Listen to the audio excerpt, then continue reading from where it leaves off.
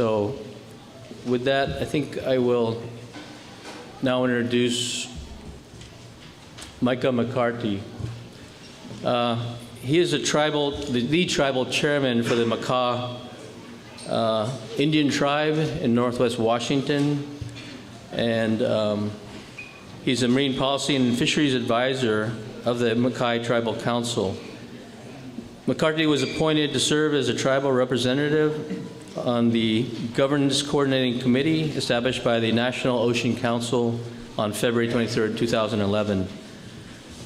McCarty also is a drum maker, traditional drum maker, and wood carver of traditional tribal imagery. Thank you very much for joining us tonight.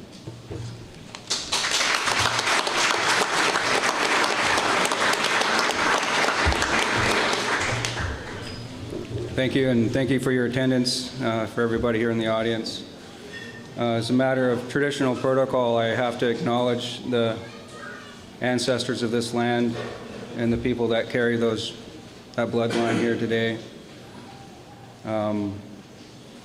Indigenous cultures, in my mind, and the surviving indigenous cultures, I believe, are a natural manifestation of the environment that we became a part of.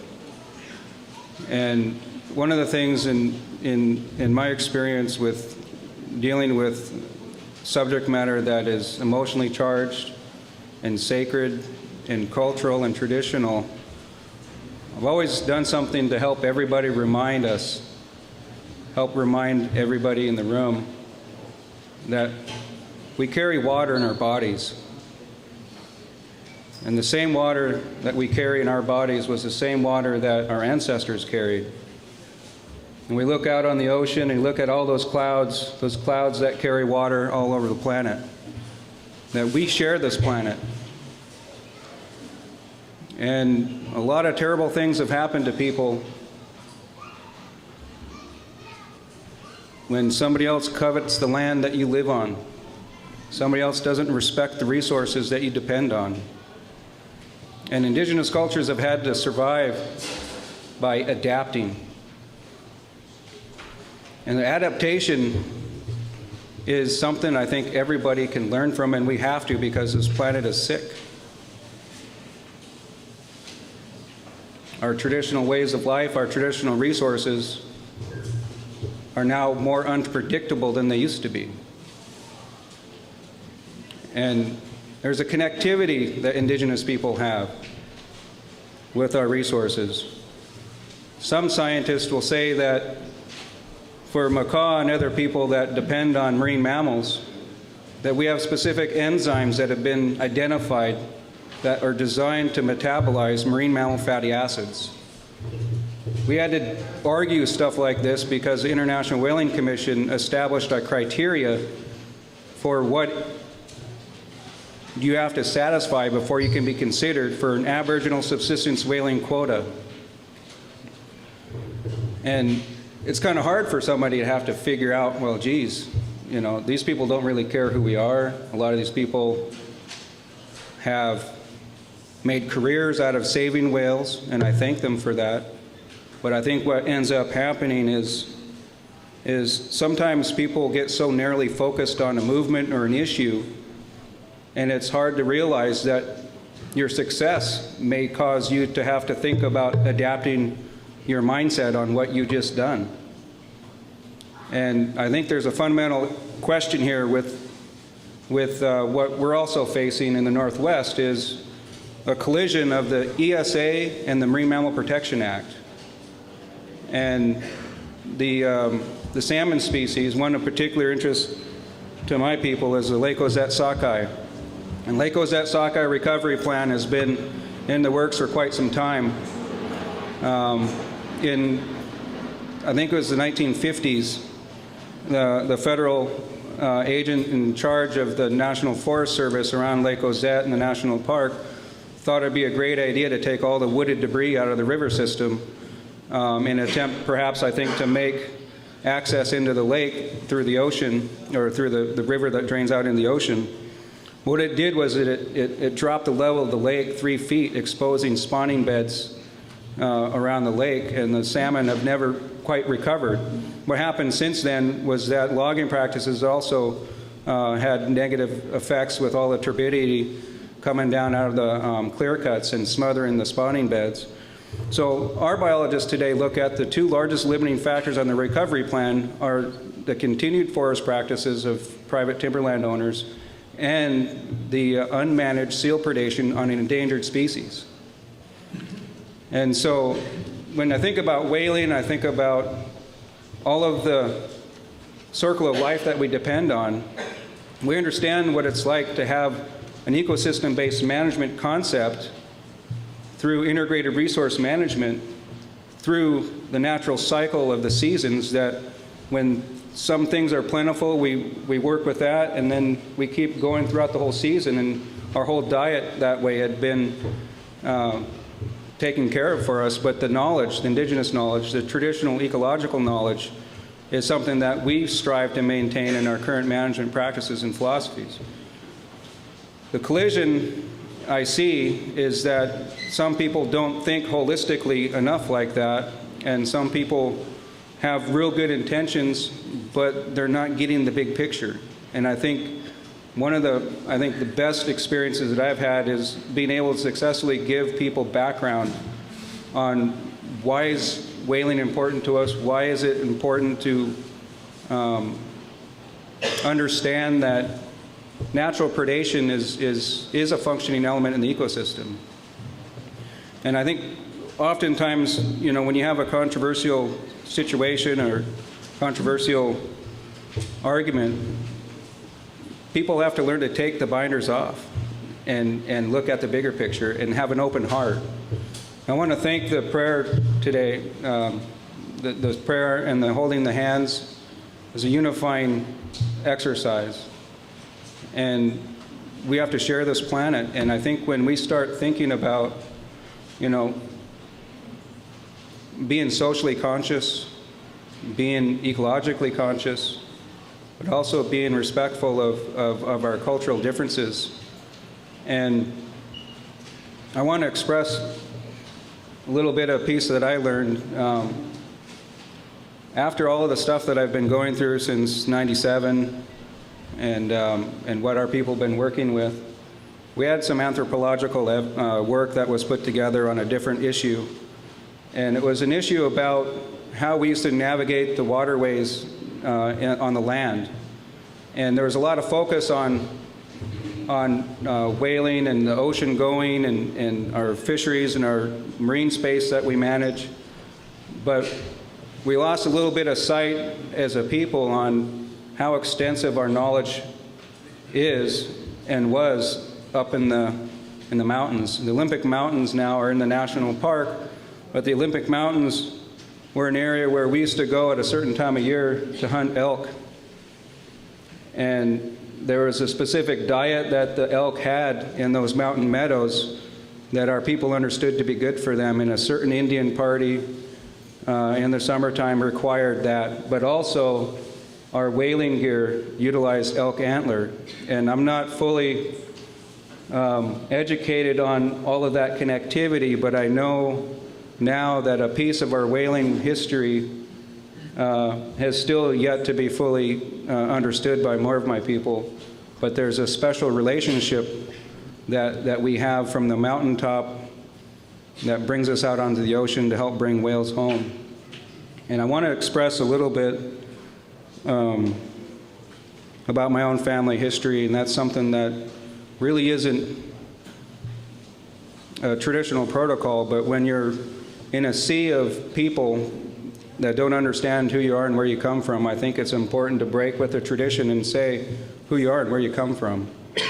My great-grandfather was one of the chiefs who signed the Treaty of Niaba 1855. He was one of the last people to be born into a longhouse under the traditional way, one of the last people to hold more than one wife, one of the last people to take a head, one of the last people to be initiated into a whaling history. And what his name was Hishkup Sonakshi. And we say Hishka today for short, but what that name means is that there was an ancient ancestor that was once able to harpoon a whale, and that whale would tow him home. at which point he would usher the spirit of that whale into the next world in a way that will be accepted by those that came before him. So we carry the living breath of our ancestors through oral history. We translate it in English. We still have some language that we're working on. But I think it's important for people to understand that cultures have survived all of the things that the United States and other imperial powers have forced us to adapt to. And when I hear of indigenous people that are looking to restore a relationship, that connectivity, I used to make it an analogy that we have an umbilical connection to the ocean. And we're not the only people that have that connection. It's the lifeblood of our people. It's the survival of our culture. And I think, I don't want to get too far into this, but I think in closing, I think it's important for people to realize that what's left of the natural world is analogous to what's left of indigenous cultures. I was at a Whales Alive, it was a conference, the American Cetacean Society invited me to talk about the cultural significance of whaling and whales. And this guy got up, he was a president, he got up and he started making this analogy. He said that we're a tribe, and he's talking to his group, and he's worried that the American Cetacean Society turnout was getting less and less every year. So he's worried about his budget, he's worried about the future of his ability to do the work that he does, and he's trying to tell everybody, we're a tribe, and we're a tribe at war. And you need to go out and you need to get more people to join our coalition, you need to join the fight. And then he fielded a lot of questions from the audiences. What about this one conservation group that has a $500,000 budget getting sued by a multi-million-dollar whale conservation group? And all these questions this president of the Cetacean Society was fielding was all about money. That seemed to be the biggest concern that most of his audience had. And I had to address the analogy to tribes, and I had to address what I thought was the carrying capacity of the whale conservation movement had started to shrink because people started putting money into other conservation ideas, perhaps broader portfolios of organizations, or organizations with broader portfolios. But he made this analogy about two football teams up at the UW, that their two tribes are battling, their tribes at war. And I said, well, I have to address what I identify as tribes, and there's less than 5% of us left, just like there's less than 5% of the old-growth forests. Then you have football teams, you have NGOs, and you have all these other people. And so I tried to help them understand that you just can't wantonly make analogies that don't really have much relevance. About the turtle, I think that education and social consciousness, social tolerance, some of the principles that our nation has been built upon come from the Founding Fathers' consultation with the Iroquois Confederacy. So before the United States became the United States, they talked with indigenous people about what are important values. And one of the things that the chiefs told the Founding Fathers was that all things are created equal. And in our culture, we still understand that all things are created equal. When you take the responsibility of a magnificent being and ushering that spirit into the next world, you take very careful protocol in preparing yourself, preparing your crew, preparing your village, and preparing for that ushering of that spirit. So it's as equal as a salmon, but in the significance of it, it's that sacredness that you continue to have that mindset and respect for your relationship with the earth surrounding you and the habitat of our culture. And so just bear in mind that I think it's going to be a healthy discussion. I want to hear more about the science. And I think one of the things that I think we need to be careful about in these types of discussions is we have to be mindful about emotional motivations that some scientists use to prove a point. And we're dealing with that right now. emotionally charged scientists doing science to prove something rather than to validate a concept. And so I think it's important. It's a slippery slope that people can get caught up on.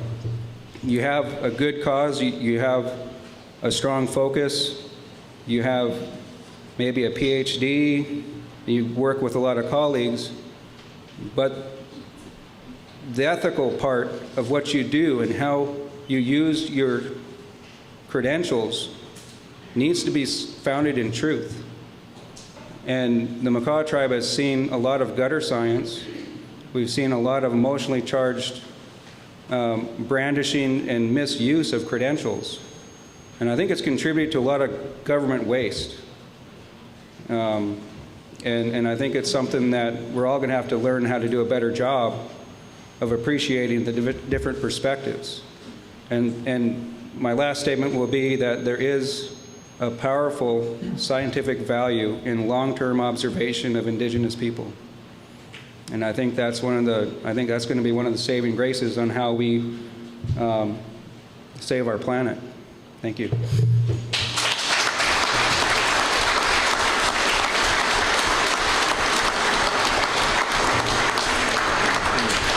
Thank you very much, Chairman McCarty. Thank you very much for those words.